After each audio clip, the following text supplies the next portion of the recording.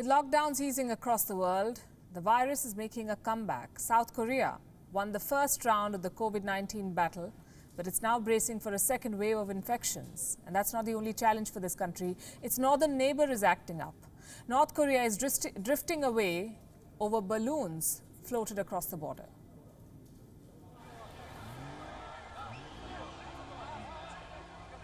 South Korea was once hailed as a success story. It had managed to defeat COVID-19.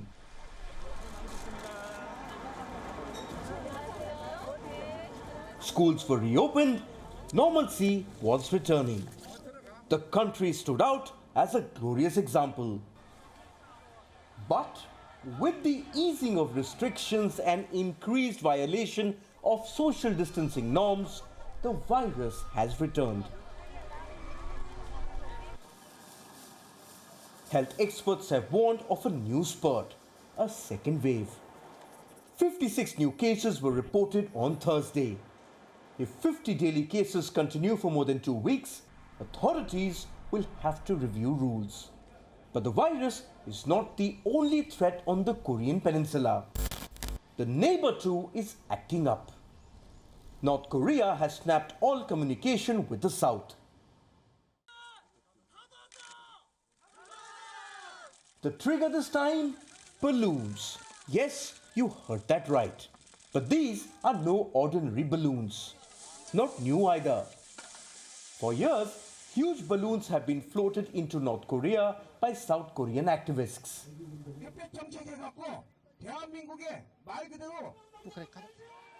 These balloons carry leaflets that criticize Kim Jong-un.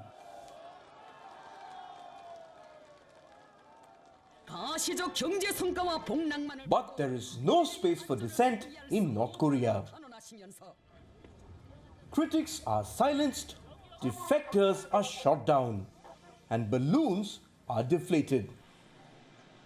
North Korea has now cut off all cross-border communication lines with South Korea. Pyongyang called it the first step of the determination to completely shut down all contact means with South Korea.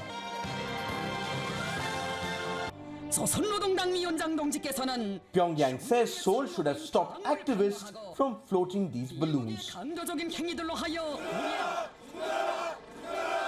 In response, Seoul has urged defectors to stop sending balloons carrying leaflets and goods to North Korea.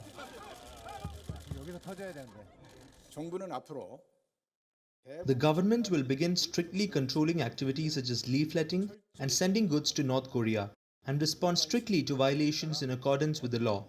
We hope that private organizations would strictly follow relevant domestic laws. These balloons have been floated for years. Why take offense now? Experts say it's a sign of North Korea's increasing frustration. First, talks with the US failed and sanctions remained. Now the coronavirus has shut the trade route with China.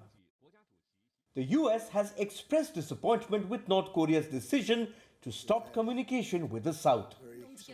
North Korea says it's not America's place to comment and issued a threat. The North Korean state news agency KCNA quoted Kwon Jong-gun, the Director General for US Affairs at North Korea's Foreign Ministry, as saying, "If the US pokes its nose into others' affairs with careless remarks, far from minding its internal affairs at a time when its political situation is in the worst ever confusion, it may encounter an unpleasant thing hard to deal with." He said America should hold its tongue and address its own domestic problems unless it wants to experience a hair raiser. With these words, tensions are ballooning. The idea of peace on the Korean peninsula continues to drift away. Bureau Report, WION World is One.